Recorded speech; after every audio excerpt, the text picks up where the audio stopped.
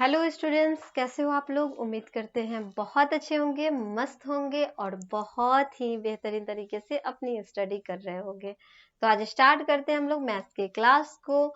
Maths के class में जो आप लोग का चैप्टर चल रहा है वो चैप्टर है ट्रायंगल्स।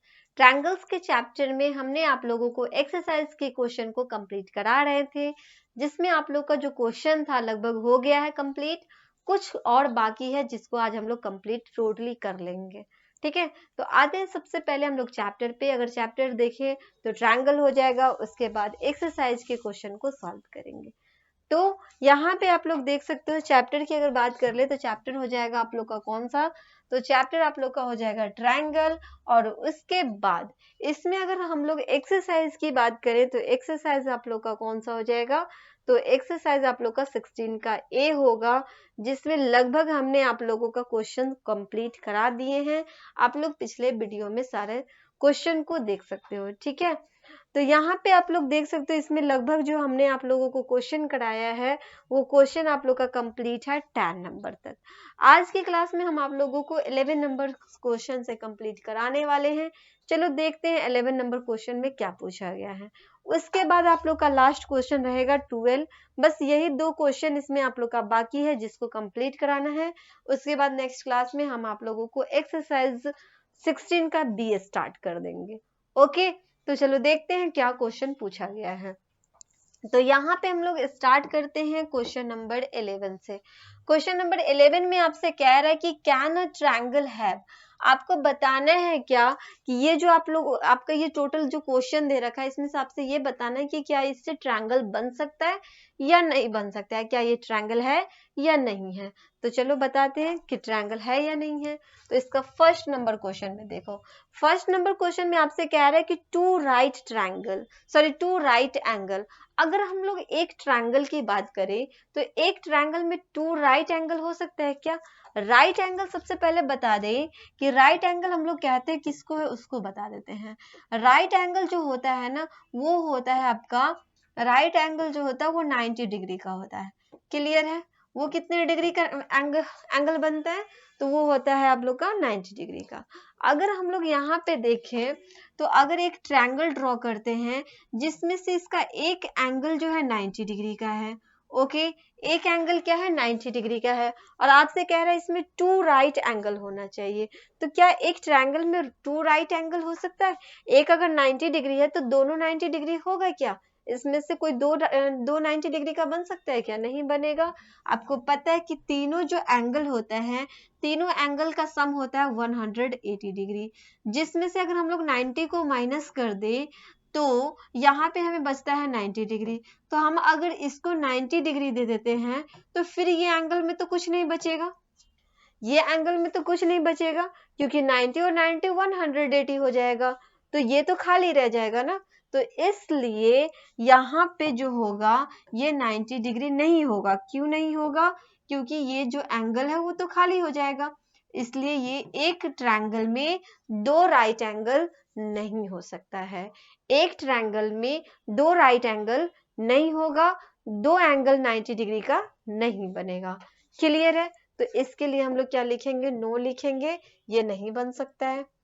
ओके, चलो बढ़ते हैं नेक्स्ट। नेक्स्ट की अगर हम लोग बात करें 11 का सेकेंड नंबर क्वेश्चन देखो, इसमें आपसे कह रहा है कि टू ऑब्ट्यूज एंगल, क्या एक ट्रायंगल में दो ऑब्ट्यूज ट्रायंगल बन सकते हैं क्या, एक ट्रायंगल में दो ऑब्ट्यूज एंगल बन सकते हैं क्या। अगर हम लोग ऑब्ट्यूज एंगल की बात करें तो ऑब्ट्यूज एंगल किसे कहते हैं, अगर यहाँ पे आप देखो ऑब्ट्यूज एंगल को, तो ऑब्ट्यूज एंगल उसे कहते हैं जो 90 डिग्री से क्या हो, बड़ा होना चाहिए। जो 90 डिग्री से बड़ा होना चाहिए 180 डिग्री से छोटा होना चाहिए, तो उसको हम लोग क्या बोलते हैं, ऑब्ट्यूज एंगल बोलते हैं। अगर हम लोग देखें ऑब्ट्यूज एंगल, तो ऑब्ट्यूज एंगल में हमने आपको बता रखा है कि 90 डिग्री से बड़ा होना चाहिए और 180 डिग्री से छोटा होना चाहिए, मतलब इसके बीच में होना चाहिए। 90 और 180 के बीच में है तो उसको हम लोग बोलेंगे ऑब्ट्यूज एंगल। अब 90 और 180 के बीच में हम लोग ले लेते हैं 110 डिग्री। तो जैसे ये हम एंगल लिया, ये एंगल हमने ले लिया 110 डिग्री। अब हमने यहाँ पे देखा कि जब ये एंगल 110 डिग्री है तो क्या एक और एंगल यहाँ पे 110 डिग्री का बन सकता है क्या? नहीं बनेगा, क्योंकि हमें पता है कि तीनों एंगल का जो सम होता है 180 डिग्री है, और 180 डिग्री में से अगर 110 डिग्री माइनस करते हैं तो हमें आता है 90 डिग्री, और 90 डिग्री क्या है? तो 110 डिग्री से छोटा है। तो अगर हम इसको एक को 90 डिग्री दे दें तो फिर तो हमारा ये क्या होगा, ये तो खाली रह जाएगा। ठीक है, अगर इसको 90 डिग्री दे देंगे तो ये तो 180 यहीं पे हो गया, तो ये तो क्या होगा, खाली रह जाएगा ना। इसलिए इसमें दो ऑब्ट्यूस एंगल नहीं बन पाएगा। क्यों नहीं बनेगा? क्योंकि 180 में से जब हम इसको माइनस करेंगे तो सिर्फ हमारे पास 90 डिग्री ही बच पाएगा, जो कि दोनों में तो नहीं हो पाएगा ना। 110 अगर हो जाता तो हो जाता, लेकिन ऐसा नहीं हो रहा है, इसलिए एक ट्रायंगल में दो ऑब्ट्यूस एंगल नहीं होगा। ठीक है, इसलिए ये क्या होगा, दो ऑब्ट्यूस एंगल नहीं होगा। मतलब एक एंगल अगर 110 डिग्री का है तो दूसरा एंगल भी आपको 110 डिग्री का नहीं मिलेगा, 110 डिग्री से छोटा आपको मिल सकता है। क्लियर है? चलो बढ़ते हैं नेक्स्ट क्वेश्चन की तरफ। अगर हम लोग बात करें थर्ड नंबर क्वेश्चन में, तो 11 के थर्ड नंबर क्वेश्चन में देख रहे हैं, इसमें क्या पूछा जा रहा है, इसमें कह रहा है कि टू एक्यूट एंगल, क्या एक ट्रायंगल में दो एक्यूट एंगल हो सकते हैं क्या? अगर हम लोग देखें कि एक ट्रायंगल में दो एक्यूट एंगल हो सकता है क्या, तो सबसे पहले हम लोग एक्यूट एंगल की बात करते हैं। एक्यूट एंगल कहते किसके हैं? तो एक्यूट एंगल जो होता है ना, वो क्या होता है, 0 डिग्री से बड़ा होता है, 0 डिग्री से बड़ा होता है और 90 डिग्री से छोटा होता है। 0 डिग्री से बड़ा होना चाहिए और 90 डिग्री से अगर छोटा है तो उसको हम लोग बोलते हैं एक्यूट एंगल कहते हैं। अब यहाँ पे हमने देखा कि 0 डिग्री से बड़ा और 90 डिग्री से छोटा हमें कोई लेना है, तो अगर हम इसमें ले लेते हैं कितना डिग्री, अगर हम इसमें ले लेते हैं एक 60 डिग्री, ठीक है, क्या करते हैं, एक 60 डिग्री ले लेते हैं और दूसरा यहाँ पे हम ले लेते हैं 61 डिग्री। ओके, एक हमने लिया 60 डिग्री, दूसरा ले लिया 61 डिग्री। उसके बाद अगर हम करें यहाँ पे, तो ये कितने डिग्री का हो जाएगा, अगर हम यहाँ पे देखें तो 1 6 और 6 कितना 12, 180 में से जब इसको माइनस करेंगे, 10 में से 1 जाएगा 9, 7 में से 2 जाएगा 5, मतलब ये जो एंगल बनेगा वो 59। मतलब हम देख रहे हैं कि ये जो तीनों एंगल है, ये 60 डिग्री है, ये 61 डिग्री है, ये 59 डिग्री है, तीनों एंगल में हमने देखा कि सब जो है ना वो 90 डिग्री से छोटा आ रहा है, 0 डिग्री से बड़ा आ रहा है, लेकिन 90 डिग्री से क्या आ रहा है, छोटा है। मतलब क्या, एक ट्रायंगल में दो एक्यूट एंगल हो सकता है, एक ट्रायंगल में दो एक्यूट एंगल हो सकता है, क्योंकि एक्यूट एंगल मतलब कि 90 डिग्री से छोटा, और यहाँ तो आपको 90 डिग्री से छोटा तीन एंगल मिल रहा है, मतलब ये हो सकता है। इसलिए हम इसके बारे में लिखेंगे कि यस, ये हो सकता है, ये बात सही है। क्लियर है? तो एक ट्रायंगल में दो एक्यूट एंगल हो सकता है।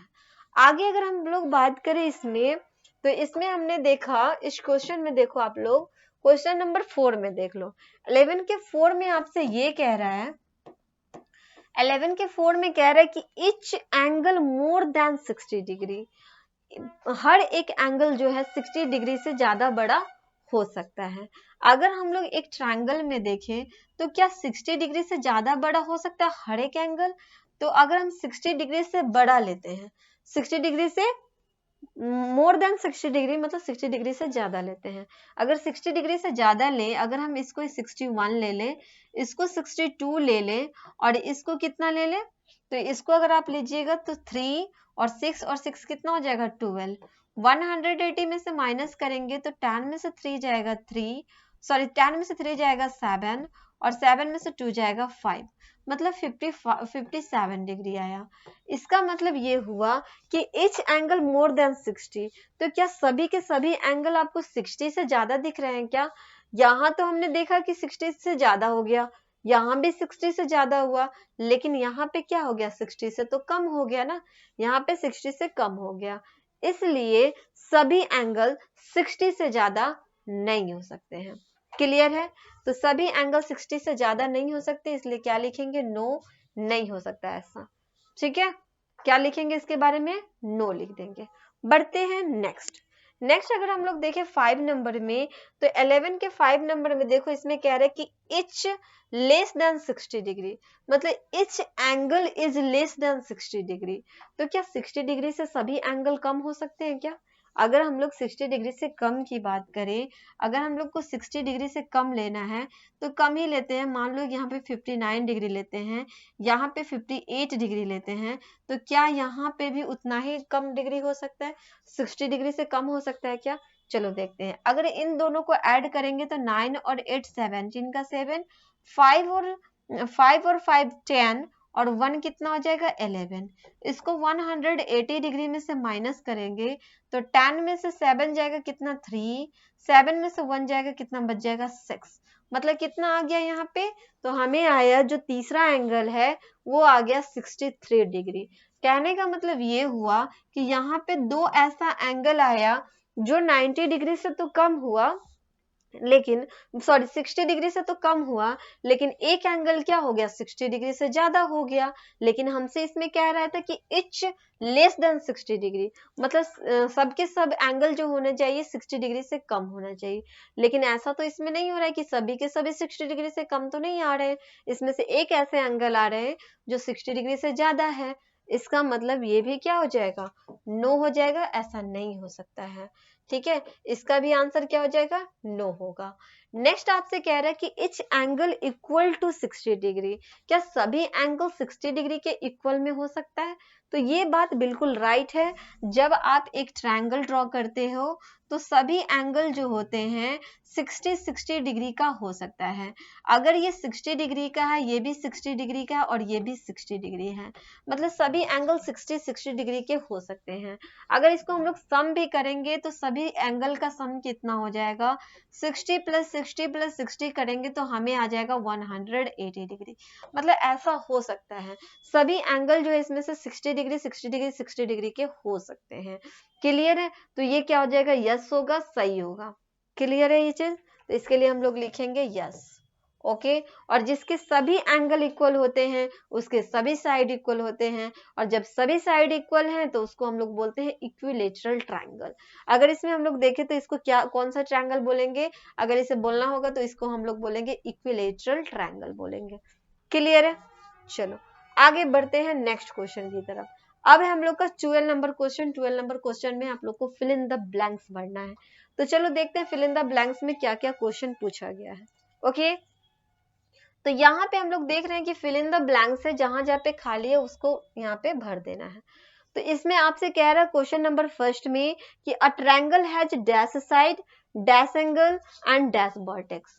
अब हम लोग को ये पता है कि जो एक ट्रायंगल होते हैं उसमें क्या क्या साइड होता है, कितने एंगल होते हैं और कितने वर्टेक्स होते हैं। ठीक है, ये हो जाएगा आपका ट्रायंगल।